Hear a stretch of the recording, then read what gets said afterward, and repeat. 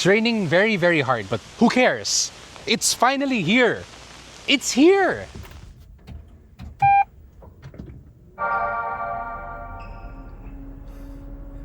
So after how many years of seeing it in other countries and other motor shows, Toyota Motor Philippines has finally brought over this. This is the all-new Vios Ativ, and yes, it's Ativ, not Ativ, and this also does not replace the Vios lineup. It sits on top of it, just like how the Zenix sits on top of the Innova lineup. So for the price, you actually start at 916,000 pesos for the 1.3E MT and goes all the way up to 1,198,000 pesos for this, the 1.5 HEV CVT. Now, shall we take a closer look at the car? So where do I start? The entire car has grown up. So gone is the old bubbly inspired shape of the old one, and now it's more mature. It looks very aggressive in a way. So it does look like a mini Corolla Altis in that sense, but you see what I mean in a bit. So first, you have Toyota's new corporate face with its signature hammerhead design. You can see it over here. That's flanked by these LED headlights. Yes, all variants now get LED headlights as standard. Now, there are a few differences between the three variants, the 1.3E, the 1.5G, and the 1.5 HEV CVT. And you can start by seeing them here in the very front. So here on the HEV, the grille is finished in this glossy dark gray, along with these little fins over here, which are actually functional brake vents. So yes, they redirect air into the tires for aerodynamics. The 1.5G gets them finished in gloss black, and the 1.3E gets them in a matte black. When we go over here to the wheels, since the tires are pointed this way, same thing with the three variants, you get three different wheel designs and two different specs. What do I mean? Well, for starters, the 1.3E starts with 16-inch wheels that have 4 lugs on them. So, 4 lug nuts. Step up to the G and you get 17-inch wheels that look slightly nicer, but they are still 4 lugs. Now, the HEV CVT gets 5 lug wheels, but you get downsized to 16-inch wheels, and you can see they're more aerodynamic for better efficiency. These mirrors are now finally power folding, and the side molding over here, this little design line underneath the windows, on the 1.5 HEV CVT, they're finished in the same dark chrome as the front grille. The 1.5G gets them in chrome, and the 1.3E gets them in matte black. By the way, the 1.5 HEV only gets the black roof, but you can easily fix that in the aftermarket. So the fastback shape helps it be more aerodynamic, and it also looks really good.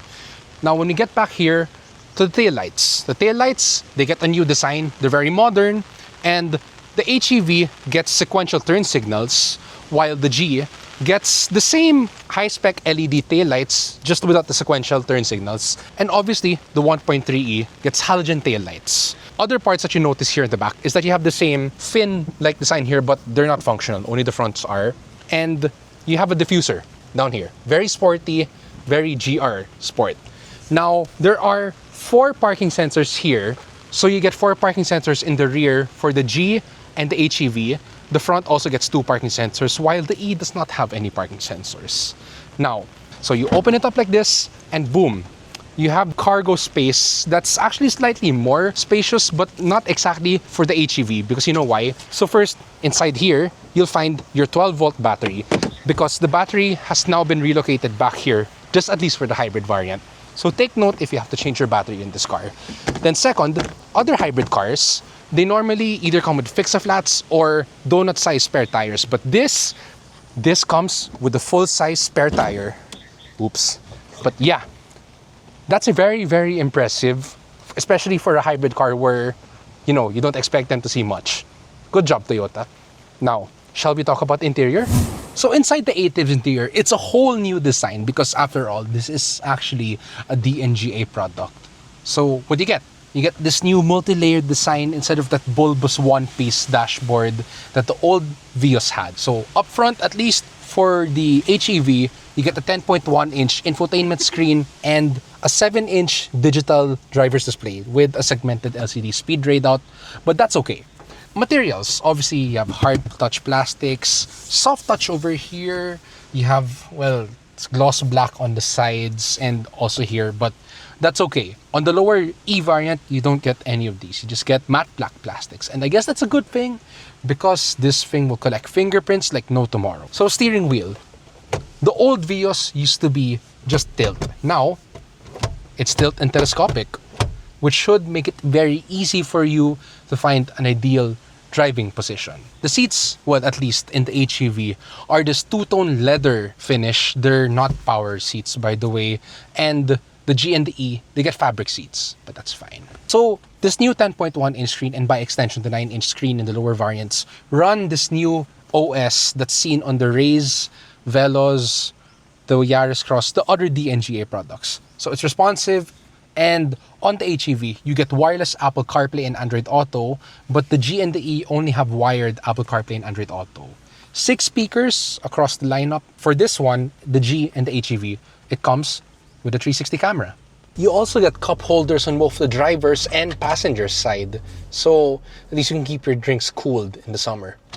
The G and the HEV also get LED reading lamps, while the E gets halogen lights. So beneath the screen, you find your climate control vents, your hazards, your power switch.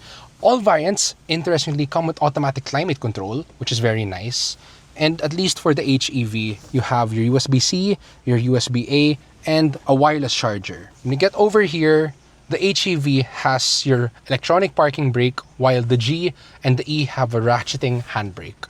And then you have your center console storage, which isn't really that deep, but that's fine. Now, let's go to the back.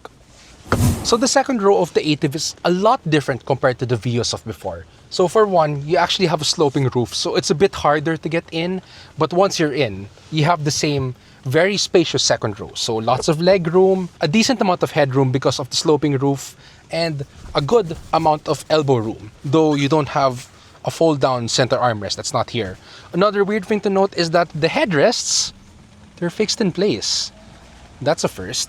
The seats are very supportive, they're well bolstered, you sink into them, it's very comfortable. And the biggest upgrade that this has is that it has a lot more amenities compared to the previous Vios. So you actually have 2 large cup holders, and with the cutout here, so you can actually put your phones in regardless of how you do it or not. Then another storage space back here, your power windows, and you actually get rear air vents with 2 USB-A ports back here, which the previous Vios did not have. Your seat back pockets, and that's pretty much it. So whoever's going to be sitting in the rear seat of the Ativ will be pleasantly surprised with what they get. So this is going to be my very first time actually driving the Ativ. So let's see what they'll say.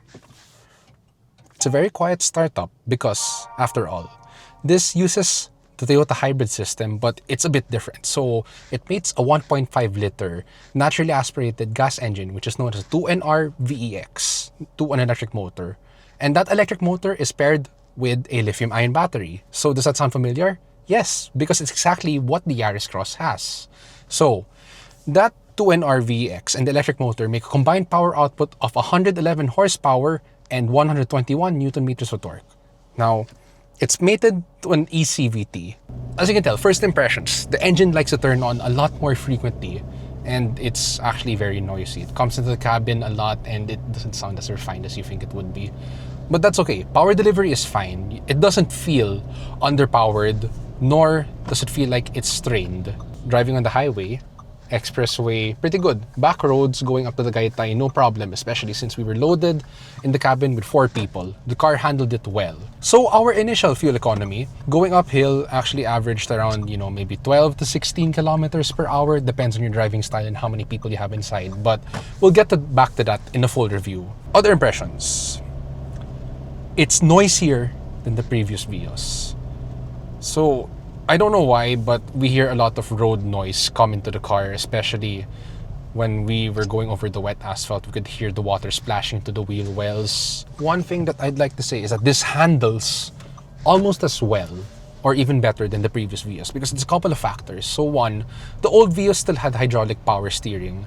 This, I assume, is an electronic rack, but it still manages to have a pretty decent steering feel. Lots of weight to it. It feels concise where you're going to and everything. Then brake feel, because this is a hybrid, don't be alarmed if the brake suddenly bites midway, because you have to deal with regenerative braking. It's not as linear as some cars, as also the other previous passengers and drivers have noted.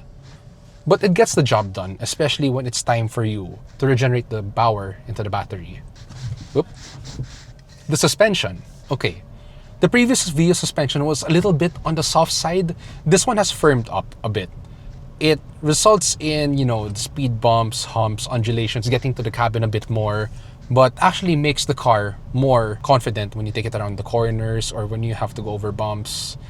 You trade off some comfort for handling, and that's fine because after all, when you do get a hybrid powertrain into this, you lose a lot of the engine noise. Yeah, the engine noise may come in at times, but when you're cruising around silently in the city, I think that's a very good trade-off, if you ask me. So I also forgot to mention that the Ativ HEV comes with Toyota Safety Sense. So you have lane departure warning, adaptive cruise control, all the likes, which is a big plus considering what this car is priced at. So this concludes our very first look with the Ativ HEV. Now, if you want to hear our full impressions, you have to wait when we get to live with this car for a little longer, but stay tuned for that. Thank you for watching.